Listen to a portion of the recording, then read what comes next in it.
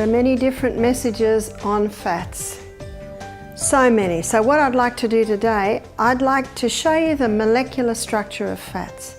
You see, when you understand the molecular structure of fats, then you begin to understand how the body uses it. You begin to understand why the body uses it in that way. So you will never again be swayed by popular opinion on should we eat fats, what are the best fats, what are the bad fats. I'm going to begin by showing you the omega-3 fatty acid. Omega-3 is a fat that we hear a lot of, and the reason for that is that it's an essential fatty acid. You might often see it written like this, EFA, essential fatty acid. What essential means is that the body cannot make it, you have to put it in. Whenever you read the word essential, that's what it means.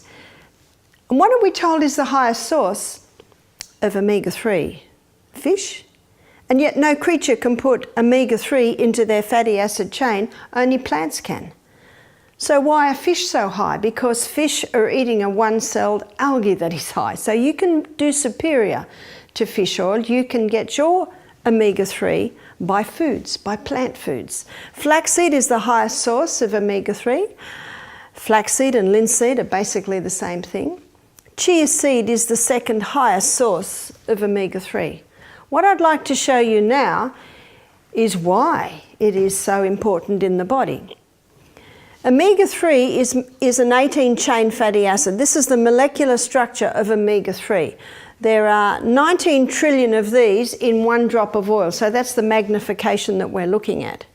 Notice that there are hydrogen atoms either side, and right in the middle they are linked together by carbon atoms. What the three means that at the third carbon atom there's a double bond. So let's count this. 1, 2, 3.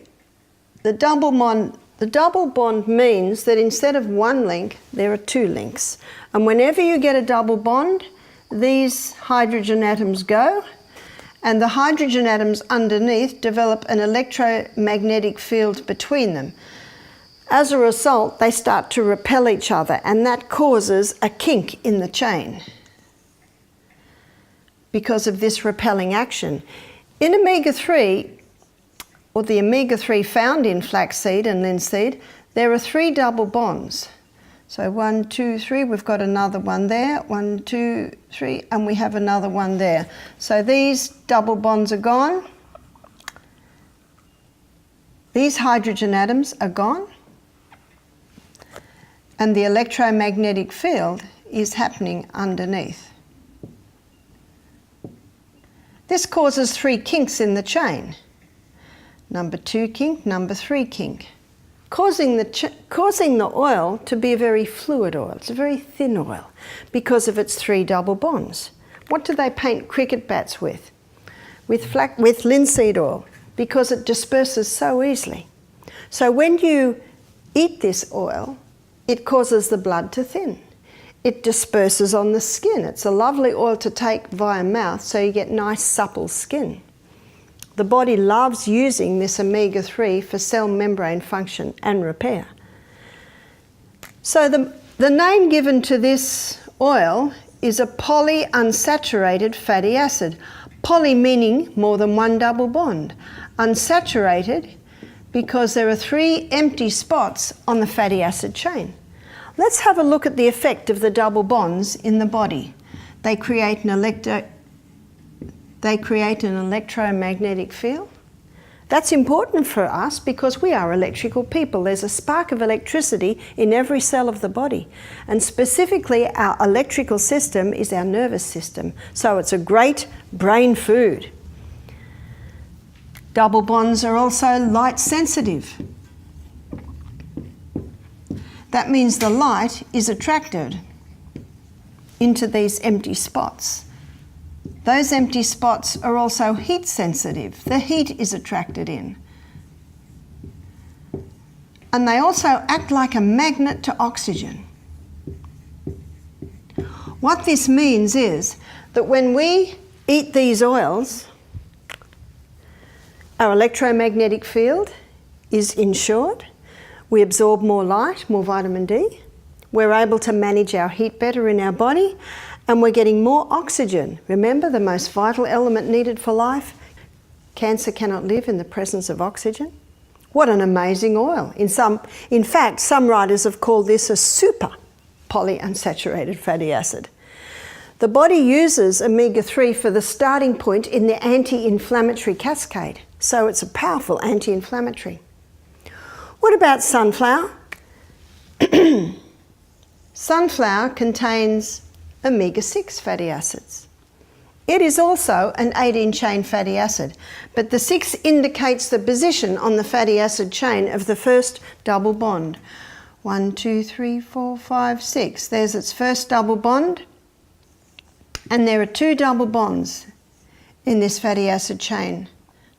Here's another one here. So we've got hydrogen atoms along here, hydrogen here, hydrogen atoms along here, and all along the bottom. And we've got 2 repelling actions here, always under the double bond. So that means we have 2 kinks in this fatty acid chain. It's not as thin an oil, but it is still quite a thin oil. This is also given the name polyunsaturated fatty acid. Poly meaning more than 1 double bond. Unsaturated because there's still empty spots on the fatty acid chain. What about olive and almond oil? They are high in omega-9. 9 indicating the position on the fatty acid chain of the first double bond. 1, 2, 3, 4, 5, 6, 7, 8, 9. There's our double bond there. And there is only 1 double bond in olive oil and almond oil. So you've got your hydrogen atoms along here, and also along this area here. We've got 1 repelling action. So there's only 1 kink in olive oil, almond oil. As a result, this oil is called a monounsaturated fatty acid. Mono meaning 1 double bond, unsaturated because there is still an empty spot on the fatty acid chain. What about coconut? Coconut oil, instead of being a long-chain fatty acid like these 3 18-chain fatty acids, coconut contains short and medium-chain fatty acids. I have drawn a 10-chain fatty acid here, which is considered a short-chain fatty acid. There are no double bonds in coconut, so every spot is full. And in the cold weather, it's a solid fat. So this fat is called a saturated fat. Saturated because there are no double bonds. So what is the best oil? Well, which body function are you talking about? Because our body uses them all and it needs them all. I'll give you a simple illustration to give you an idea of this. I used to work in an operating theatre, and in the operating theatre we had a core team. We had our surgeon, and we'll call our surgeon 3 double bonds.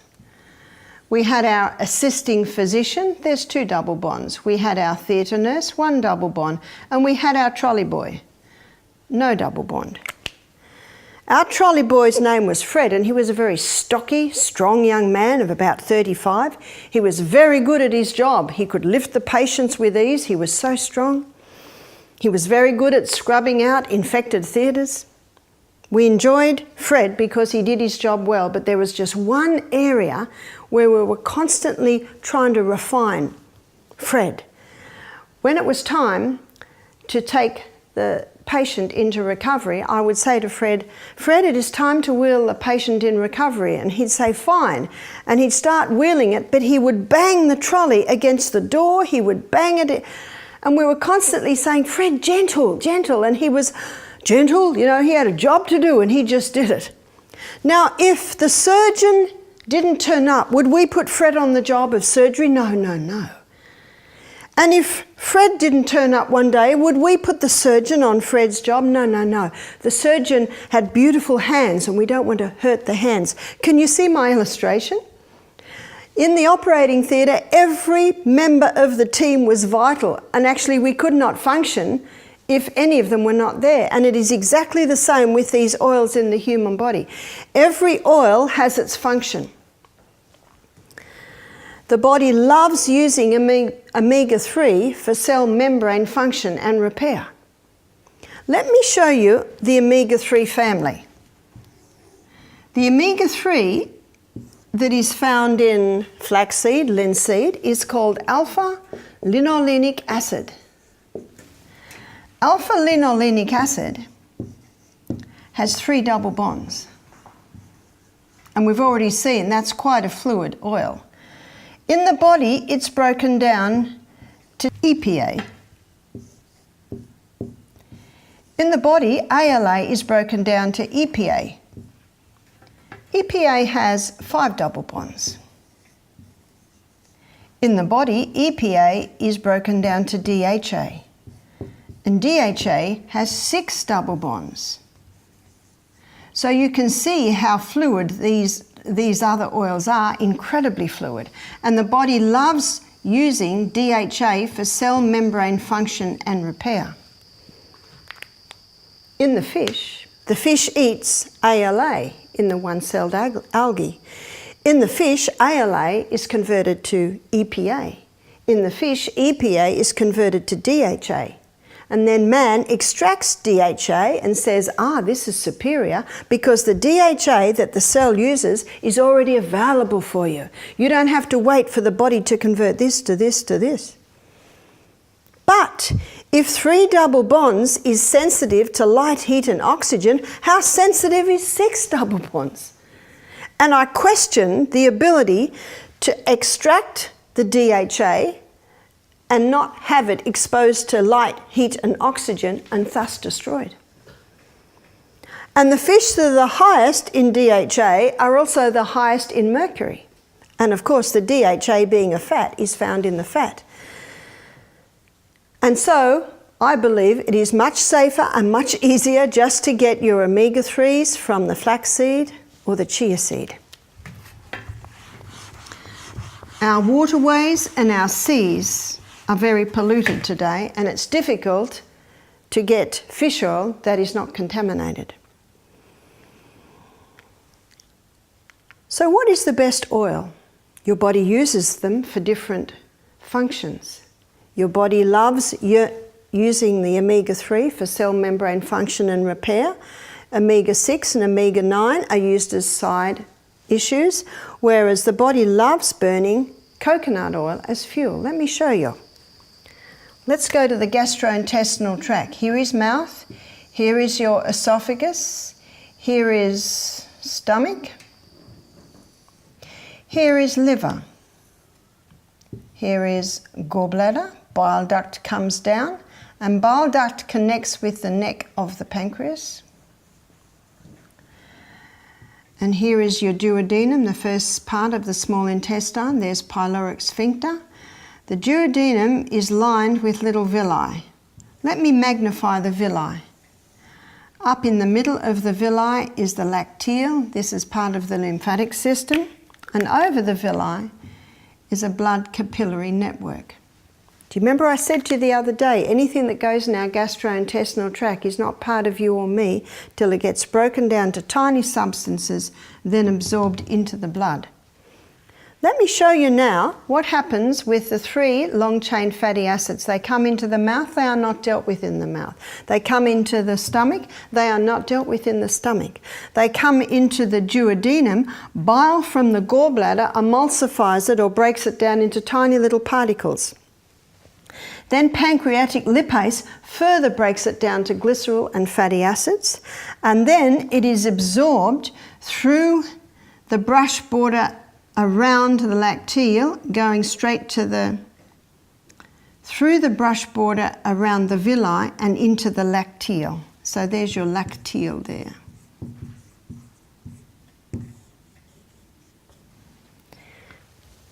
The lymphatic system takes it to the liver. The liver sees these 3 long-chain fatty acids and says, the surgeons have appeared. Store them, keeping them for cell membrane function and repair. This is not what happens with the coconut oil with its short and medium chain fatty acids. It comes into the mouth, and underneath the tongue are sublingual glands that release lingual lipase. Lingual lipase is an enzyme that breaks down only short and medium chain fatty acids. So the coconut is unique in that the breakdown happens in the mouth. The breakdown having already begun, it comes into the stomach, breakdown's already happening. Comes into the duodenum, does not need bile, does not need pancreatic lipase, is taken through the lining of the gut straight into the blood. The coconut oil is the only one that gets taken through to the blood, taken to the liver, burnt as fuel. It's an amazing oil. So it is burnt as fuel immediately. No other oil is like that. So if someone wanted to eat an oil that the body burnt, what would they eat? The coconut. So this is the best weight loss oil because the body does not store it. The body burns it as fuel.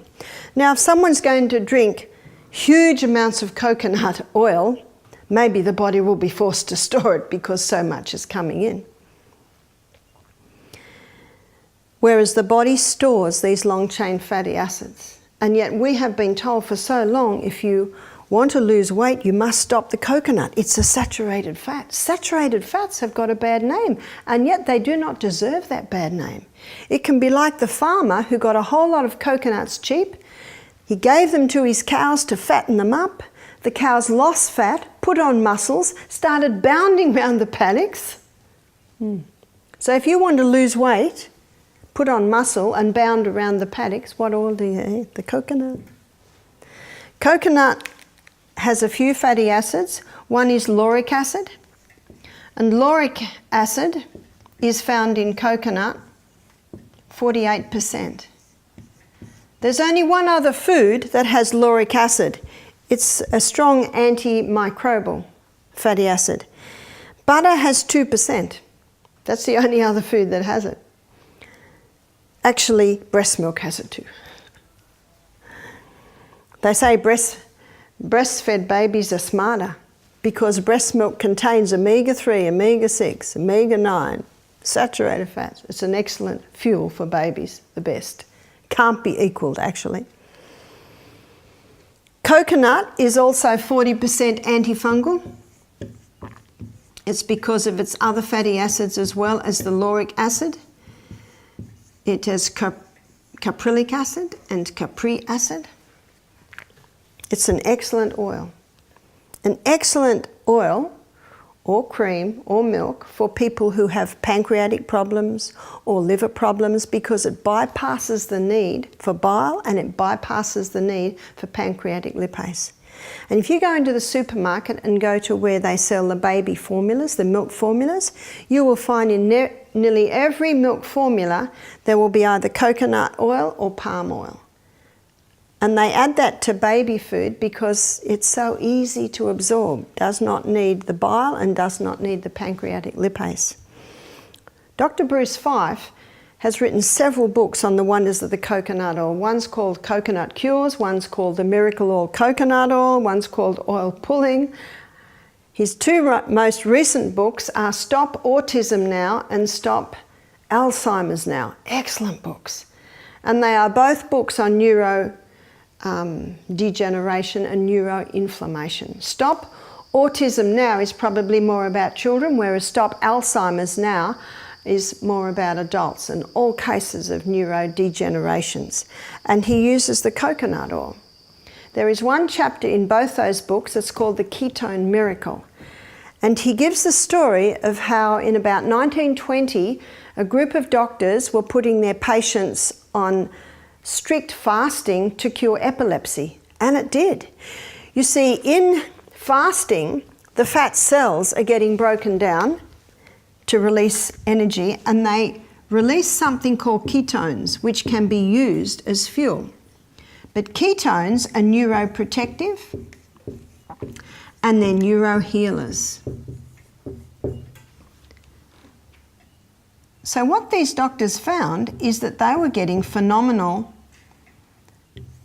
results with this fasting, but of course a person must eat.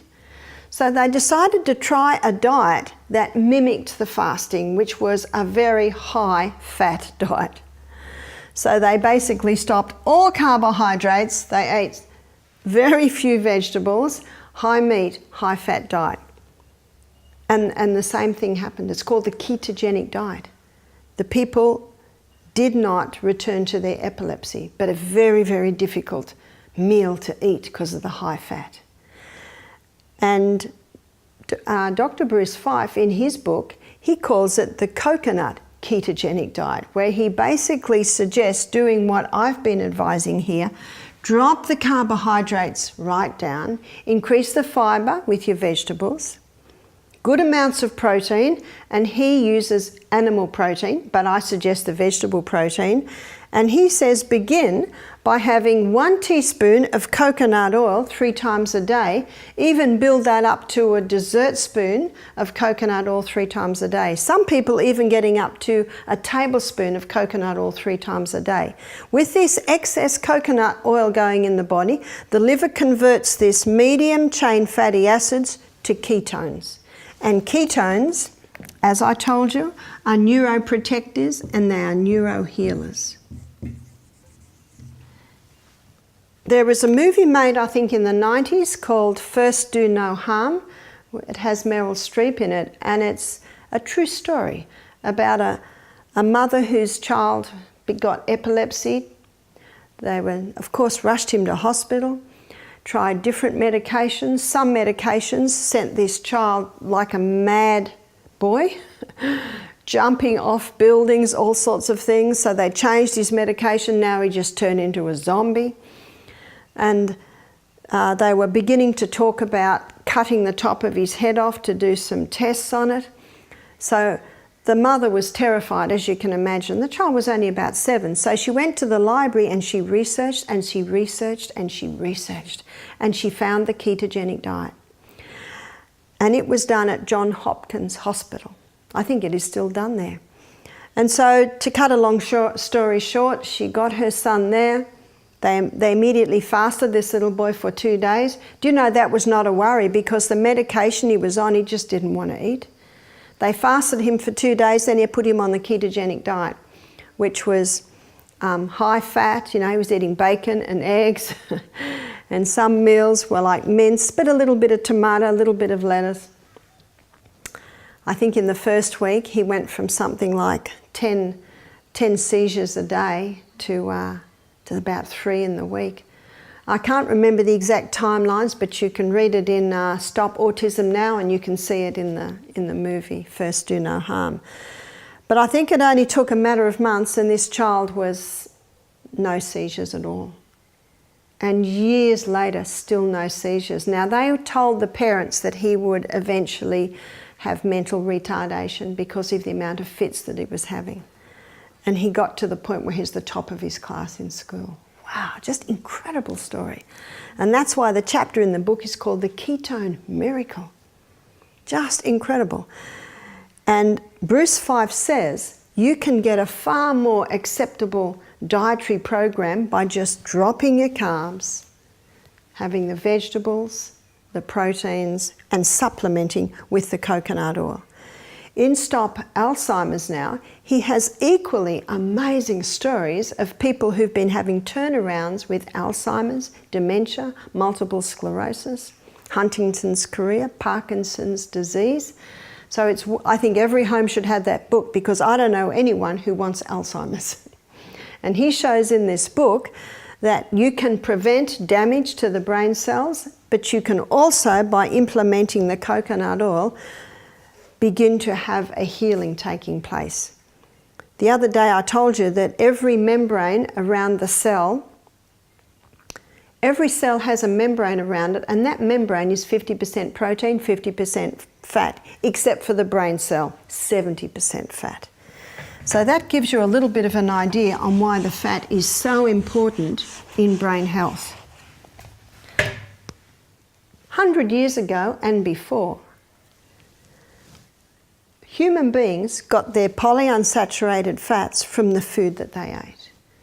There's only been 2 oils that have been used since time dot, and that is the olive oil and the coconut oil. And both of these oils can be extracted from the flesh of the plant, so they're extracted very easily. Women used to have presses in their kitchen and they could just extract the olive oil very easily. They found that if they put the olive oil in a glass bowl on the bench, it would get a bitter taste. Now we know it's because the light, heat and oxygen were attracted into that empty spot and it would cause the oil to go rancid. And so they quickly learnt that if they put the oil in clay jars with cork tops in the basement and kept it cool, it retained its nice sweet flavour. It didn't go bitter. Both of these oils have been extracted in a very simple methods by women in their kitchens for centuries. And as you see by the molecular structure of these oils, they are the most stable oil. Coconut is the most stable. Olive oil is not as stable. It does have one double bond, so you should always buy it in tins or dark jars because it does deteriorate when exposed to light, heat and oxygen. But all of these oils really, I believe, we should be getting them from our food. Olive oil and coconut oil have been used for centuries and can be extracted very simply with the cold pressed method. You can get oils from these seeds now, and in the majority of cases they're extracted with chemicals and high heat, which always destroys the double bonds. So when you do buy olive oil, very important that you buy first cold pressed extra virgin olive oil, and you can get some very nice Australian olive oils now. You can't always believe what the label says when you get your oils from Greece and Italy. The standards are a little bit different. But I myself, I like to support local industry too in the Australian oils. Traditionally, olive oil and coconut oil have also been used medicinally. Olive oil has been used internally for upset stomachs, for constipation. There's also a recipe that's been used for centuries to expel gallstones. It's half a cup of olive oil, half a cup of lemon juice, drunk before bed. That amount of oil causes the gallbladder to start releasing huge amounts of bile, and in the process the stones can be also released. I do caution anyone who wants to try it, you're best to use it with someone who knows what they're doing. Coconut oil has been used traditionally too. Because of its potent antifungal properties, it's excellent in using for eczema, psoriasis. It also nourishes the skin very nicely. But as you can see by what I've shown you in this lecture, it's an excellent medicine for someone who has any yeast problems, and it is excellent medicine for people who have pancreatic or gallbladder problems because it bypasses them. Let's have a look at planet Earth, at where these oils grow. Here we have the tropics. Which oil is grown in the tropics? That would be the coconut, yeah? It's perfectly designed as a saturated fat in this hot climate. Because it has no double bonds, coconut is light resistant, heat resistant and oxygen resistant. It is the most stable oil, perfectly designed in those hot climates. If we go up the planet, we come to the Mediterranean. And of course we know that your olives and your almonds are grown in the Mediterranean. So the omega-9 is perfectly designed for this environment. If you go up the planet, this is what you'll find, that plants grown in these areas contain these oils. And they're perfectly designed for that environment. In his book, Fats That Heal, Fats That Kill, Udo Erasmus quotes research where they tested the fatty acids in a plant grown here, very high in omega-9. Same species of plant grown further up was higher in omega-6. Same species of plant grown up the top was higher in omega-3. In other words, we should be eating the foods that are grown in our area. Now, we live on a wonderful part of the planet in Australia. We're about down here, so we can actually access a little bit of all of them. And of course, knowing what the different oils give you enables you to use those oils depending on different conditions in your body. Anyone with neuroinflammation, they certainly might step up the coconut oil. Someone wants to thin their blood, the omega-3 is excellent for that, and also for reducing inflammation. Eudo Erasmus gave the story of a man who went to live with the Eskimos. And by the way, if you go into the Eskimos' igloos, you'll hear a lot of laughter. They're sparky, even in those short winter days. Their electromagnetic field's working well. They absorb their light very well when they get it. They're able to manage their heat. The oxygen in the brain keeps them vitalized and invigorated. What are they eating huge amounts of? Fish, seal blubber, all extremely high in omega-3 because the plants, the seaweeds, are very, very high.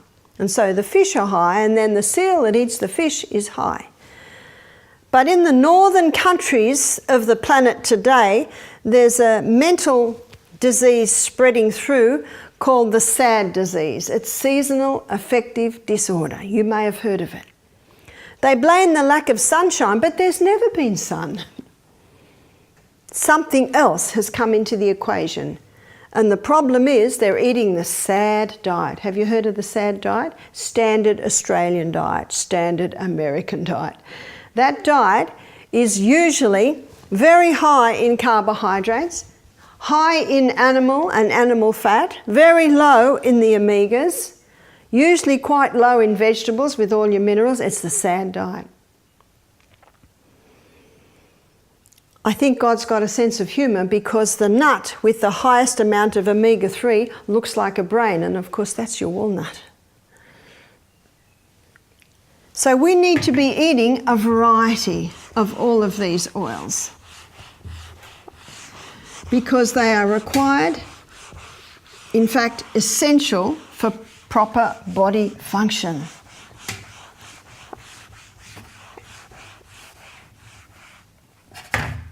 The question is asked, where do we get our calcium from if we're not eating any dairy products? Let me show you. This is a glass of milk. And this milk is high in protein and it is high in calcium. But animal protein is very dirty burning fuel. In fact, only 58% of it is burnt as fuel. And that's leaving a sulfur waste which has a very acid effect on the body. So this 42% waste has to be neutralized or alkalized. And so the body uses the most alkaline mineral, which is calcium, to negate the sulfur residue. How much calcium is that left for the human body? None. In fact, the countries in this world that are consuming the highest amounts of dairy products have the highest incidence of osteoporosis. So where are we going to get our calcium from? We will get our calcium from the same place the biggest boned creatures on the planet get their calcium from. Where does the elephant get its calcium from? And I think its leg bone would be about as big and as thick as me. Greens. Let's have a look at calcium. Calcium in the vegetarian kingdom, its highest is found in the sesame seed. And a very nice way to eat the sesame seed is as tahini. At Misty Mountain Health Retreat, we do quite a few dressings and sauces that contain tahini. If you look in Lebanese food, their baba ganoush has tahini, their hummus has tahini. So there's a lot of foods that contain tahini, gives a beautiful creaminess to it. Very high in calcium. So instead of giving the children a glass of milk when they get home from school, have a platter of raw veggies and a little bowl of hummus and let them dip in there. They will get more calcium, and it's the calcium that they can use. Also soy, and again, the soy must be organically grown, non-genetically modified, and the other legume is chickpeas. And that's why your hummus is such an excellent form of calcium, because it's a combination of your chickpeas and your tahini. Figs. Your dried figs are quite a high source. Also greens. And as I showed you earlier in our acid-alkaline lecture, calcium is one of the alkaline minerals, and it is found in high amounts in your greens. Most people lack calcium because they lack vitamin D. They're not having the sunshine. Or they're taking things that leach the calcium. Caffeine leaches calcium. Sugar leaches calcium. So can you see, you have to look at the whole picture. And when we talked about hormones, I told you that progesterone boosts bone building cells. So there's a hormone factor as well. Our bones should not be breaking, as they are in Australia in the latter years of our lives. When I was at school, there was a triangle in the Common Sense cookery book. And the bottom rung of the triangle was meat and dairy. The next rung of the triangle was grains. And the next rung of the triangle was fruit and vegetables. And right up the top were fats and sugars. In about the late 80s, early 90s, they changed the triangle because of heart disease and because of the belief of the high dairy products with their high saturated fats were clogging up the arteries. And so the triangle was changed. On the bottom, they put grains. Next, they put fruit and veg. There's a lot of research that's been around for a while showing the value of all the minerals that are found in the fruits and vegetables. And then the meat and dairy. And then right up the top, the fats and sugars. What should the triangle contain? Because as I've been showing you over the last few days, this high grain diet is causing a whole lot of other problems. And as we saw in the acid alkaline lecture, it's creating a very acid environment. And by the way, heart disease has not dropped, has it? It's still number one. Well, actually, it's neck to neck with cancer. And what was introduced, I think in about the late 80s, 90s, was margarine, yeah? As an alternative. Is margarine any good? Well, let me show you how it's made. Let's make margarine out of this flaxseed oil. Well, we've got a problem. And the problem is the oil is liquid. So we have to make it solid. How is it made solid? They saturate it with hydrogen ions. To do that, they have to use a catalyst, and they usually use nickel or aluminium. So every tub of margarine has a trace of nickel or aluminium in it. And we also know how both those metals are contributing to Alzheimer's. So now it's saturated with the hydrogen ions, and this causes this hydrogen atom to flick over as this one, as this one. Now the double bond has been lost and the oil is straight. And that's exactly what is wanted. Now you open the lid of the margarine and it'll spread. It'll spread very nicely. But this structure that I've drawn for you there is not known in nature. It is very closely, it's very similar in molecular structure to plastic. Margarine is a toxic fat. It is not known by the body, and when it goes into the body cannot deal with it. It cannot put it anywhere, so it has to get rid of it as soon as possible, and so it tries to eliminate it via the skin. Do you know skin cancer rates have increased since margarine was consumed? And heart disease has not dropped. And what's the definition of insanity?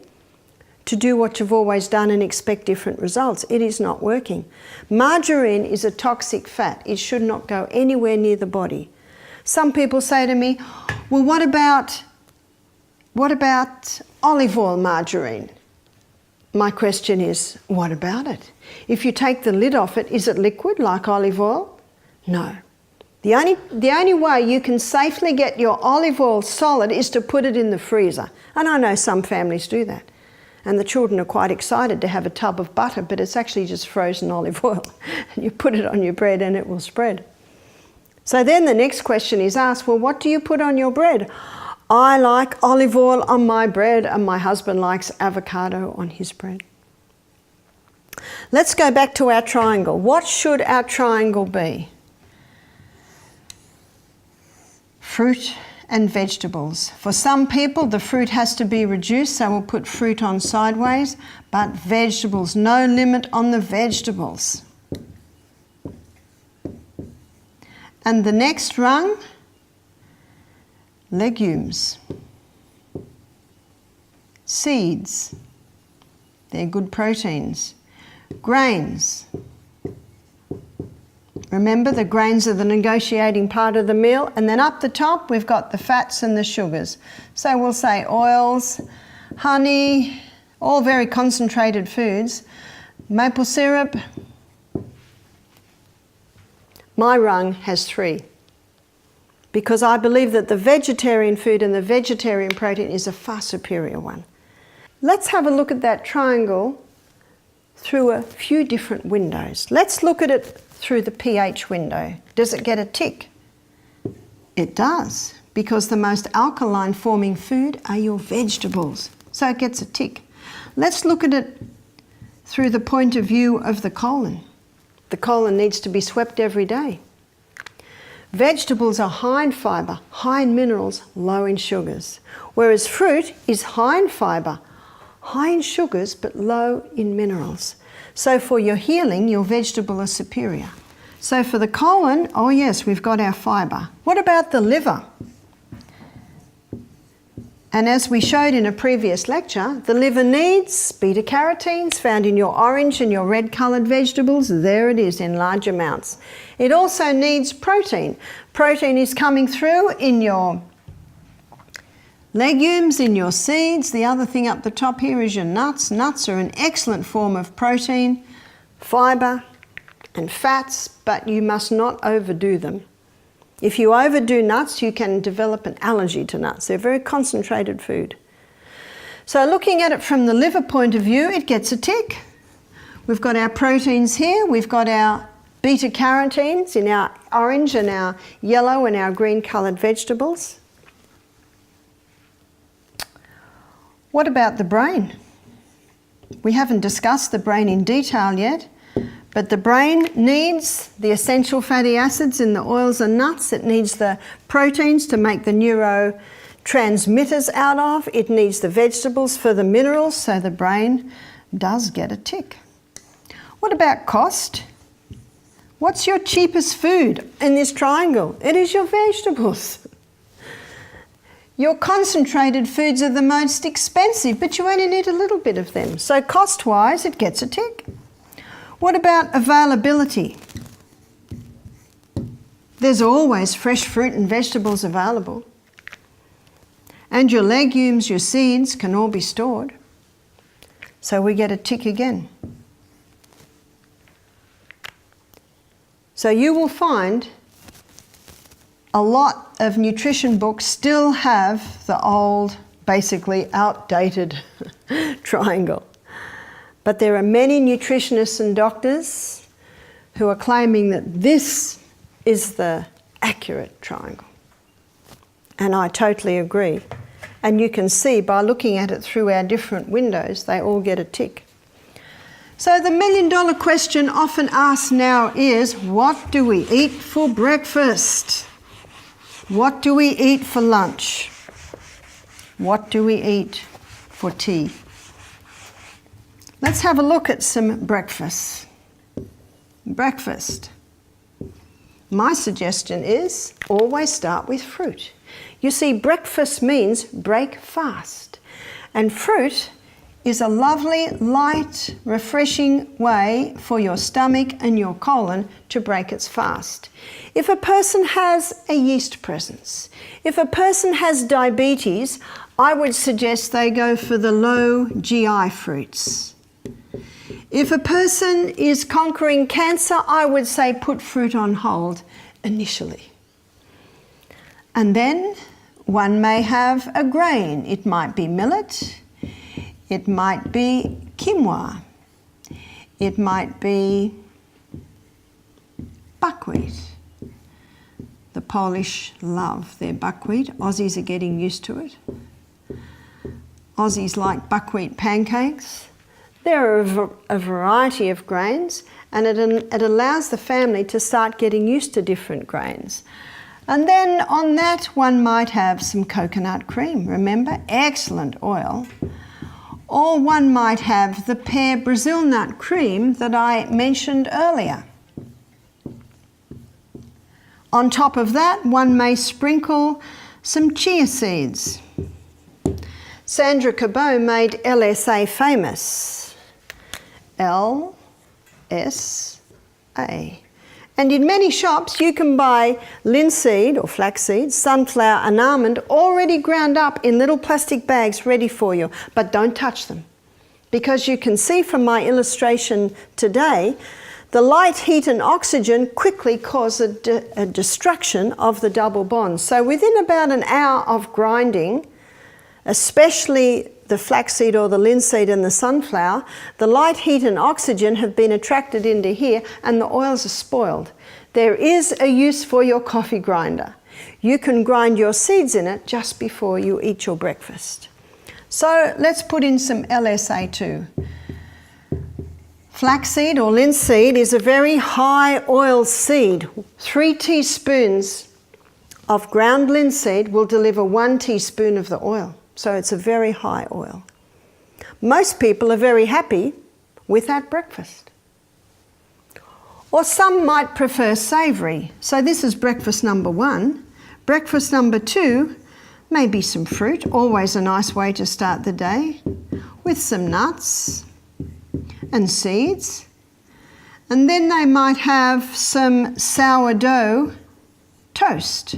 If you're gluten-free, you might go to a millet toast. If you're not gluten-free, you might go to a spelt sourdough toast. You see, sourdough is just the way that the bread rises. It's a cultured bread. It breaks down the protein or the gluten in the grain, so sourdough bread is more digestible.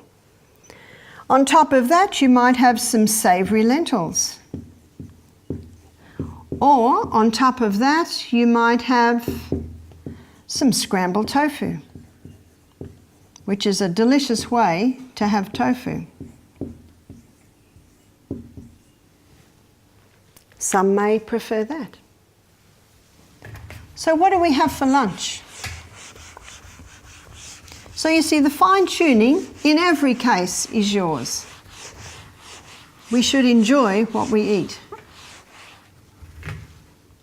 Lunch. Let me think of what we had for lunch today. I'll write you down what we had for lunch today. We had a kale salad. We had avocado. We had a quinoa salad, and the quinoa salad had tomato, onion and broccoli in it. And then we had a shepherd's pie. And the shepherd's pie had a topping of mashed potato, and the nicest way to mash your potato is with olive oil and Celtic salt. Mashed potato. And underneath the mashed potato there was brown lentils in a savoury sauce.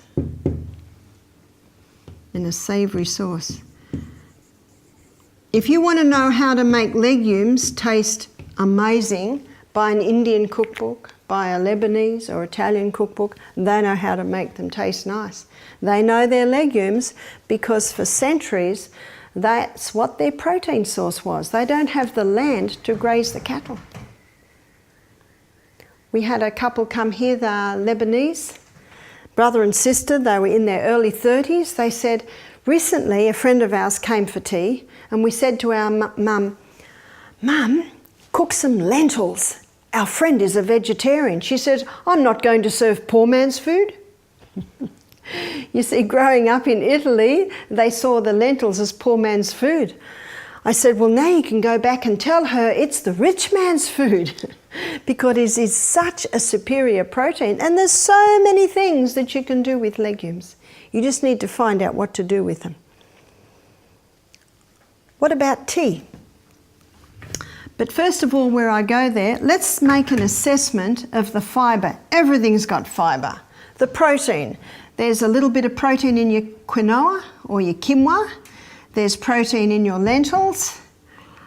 And I think that the lentils were made savoury with miso. Miso puts a lovely flavour in lentils. Am I right? Oh, I just got a shake. There was no miso in it today. Sometimes there's miso in it. So there's our protein and fats. There was coconut cream in this. Yes, I got a nod there. Olive oil in the mashed potato and also some olive oil in the brown lentils. I got nods for all of that. And I think there was a bit of olive oil with the kale. Oh, another nod. And avocado. So you see, this meal was an excellent source of fibre, protein and healthy fats. And yet, very low in carbohydrates. Where are the carbohydrates? Some carbohydrates in the potato, small amount of carbohydrates in the brown lentils. I had lunch, I finished lunch 2 hours ago now, and I'm comfortably satisfied, 2.5 hours ago. I have no want at all to eat now. And you will find when you feed children meals that are high in fibre, good amounts of protein and healthy fats, that there's just no desire or need to eat all day long. As a mother, I was not interested in being in the kitchen all day. So I made sure that my children had meals that were high in fibre, some good proteins and healthy fats. What about in the breakfast? I've rubbed off our breakfast, but I can recall our fibre was in our fruit. Actually, the fibre's in everything. The protein in the first breakfast there was protein in the quinoa, there's protein in the buckwheat, there's protein in the millet, there's protein a little bit in the coconut cream, some in the pear cream, protein in the chia seed and all the linseed, sunflower seed and almonds. In the second breakfast, there was protein in the nuts, and there was protein, of course, in your scrambled tofu or your savoury lentils. Whereas the fats in the first breakfast, there was fats in the coconut cream, in the pear cream, in the LSA, in the chia seed. So as you can see by my illustration, it is not hard to do that, because it is the fibre and it is the protein and it is the fat that keeps the food in the stomach longer. I trust that after this illustration, you will no more be swayed by popular opinion on fats.